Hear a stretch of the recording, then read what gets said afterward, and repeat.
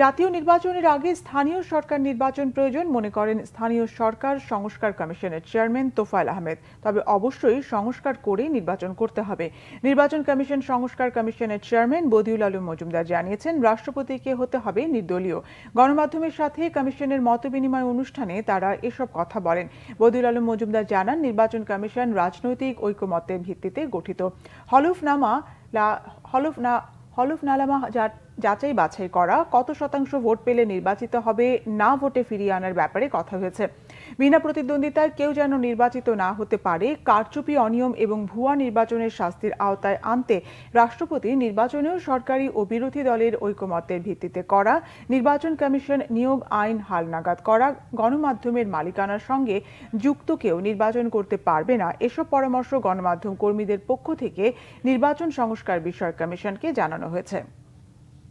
যদি আমরা স্থানীয় নির্বাচনে যাই তাহলে কিন্তু সংস্কারটা ঝুলে যাবে। সংস্কারটা কেমনে ঝুলে যাবে? কারণ এখন আমরা যদি আমাদের যে চিন্তাভাবনা আগে থেকে করে আসছি, আপনাদের সাথে অনেক সময় শেয়ারও করেছি, সেটা হচ্ছে লোকাল গভর্নমেন্ট সিস্টেমটাকে যদি আমাদের দেশের লোকাল গভর্নমেন্ট কোনো একটা সিস্টেম না, এটা কোনো ব্যবস্থা না, এটা হচ্ছে কতগুলো প্রতিষ্ঠানের সমষ্টি, আলাদা আলাদা প্রতিষ্ঠান, আলাদা আলাদা আইন দ্বারা চালিত হয়। আমাদের কিন্তু একটা কম্প্রিহেন্সিভ লোকাল গভর্নমেন্ট সিস্টেম দেশে নাই। এই সংস্কারের একটা বড় কাজ হবে একটা সিস্টেম ডেভেলপ করে দেওয়া লোকাল গভর্নমেন্ট।